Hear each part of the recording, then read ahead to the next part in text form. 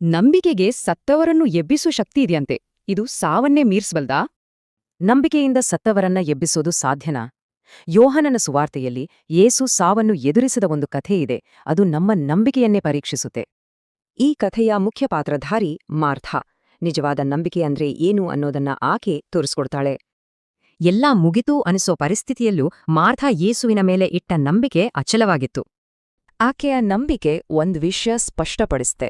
ನಂಬಿಕೆಗೆ ಜೀವನ ಮರಣವನ್ನೇ ನಿಯಂತ್ರಿಸೋ ಶಕ್ತಿಯಿದೆ.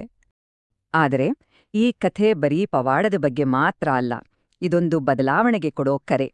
ಈ ಬದಲಾವಣೆಯನ್ನೇ ಪರಿವರ್ತನೆ ಅಂತಾರೆ. ಅಂದ್ರೆ ದೇವರ ಶಕ್ತಿಯ ಮೇಲೆ ದೃಢ ನಂಬಿಕೆಯಿಟ್ಟು ನಡೆಯೋದು. ಈ ಆಂತರಿಕ ಪರಿವರ್ತನೆಗೆ ಬಾಹ್ಯ ಪರಿಣಾಮಗಳೂ ಇವೆ. ಮುಖ್ಯವಾಗಿ ಸಮಾಜದಲ್ಲಿ ನ್ಯಾಯಸ್ಥಾಪನೆಗೆ ಇದು ದಾರಿ ಮಾಡುತ್ತೆ. ಚರ್ಚ್ ಬೋಧನೆಯ ಪ್ರಕಾರ ಸಮಾಜದಲ್ಲಿನ ಅನ್ಯಾಯಕ್ಕೆ ಒಬ್ಬರೂ ಕಾರಣರಲ್ಲ, ಜವಾಬ್ದಾರಿ ಎಲ್ಲರದ್ದು. ಈ ಹಿನ್ನೆಲೆಯಲ್ಲಿ ಲೆಂಟ್ ಕಾಲ ಅನ್ನೋದು ಸಮುದಾಯಗಳು ತಮ್ಮ ನಂಬಿಕೆಯನ್ನ ಕ್ರಿಯೆ ಮೂಲಕ ತೋರ್ಸಕ್ಕೆ ಒಂದು ಕರೆ. ಈ ವಿಚಾರವನ್ನ ಇನ್ನಷ್ಟು ಅರ್ಥ ಮಾಡ್ಕೊಳ್ಳೋಕೆ ನಮ್ಗೆ ನಾವೇ 3 ಪ್ರಶ್ನೆಗಳನ್ನ ಕೇಳ್ಕೊಳ್ಳೋಣ. ಮೊದಲನೇ ಪ್ರಶ್ನೆ: ಅಸಾಧ್ಯವಾದ್ದನ್ನು ನಂಬಿಕೆ ಬದಲಾಯಿಸಬಲ್ಲದು ಅಂತ ನಾವು ನಿಜವಾಗ್ಲೂ ನಂಬ್ತೀವಾ?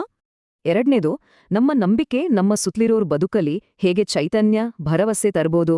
ಮತ್ತು ಕೊನೆಯದಾಗಿ, ದೇವರು ನಮ್ಮಿಂದ ಯಾವ ತುರ್ತು ಬದಲಾವಣೆಯನ್ನ ನಿರೀಕ್ಷಿಸುತ್ತಿದ್ದಾನೆ? ಕಾಲ ಮೀರುವ ಮುನ್ನ ನಮ್ಮನ್ನು ಪರಿವರ್ತನೆಗೆ ಜಾಗೃತಗೊಳಿಸು ಪ್ರಭು. ಆಮೆನ್. ಇದೊಂದು ಶಕ್ತಿಯುತ ಪ್ರಾರ್ಥನೆ.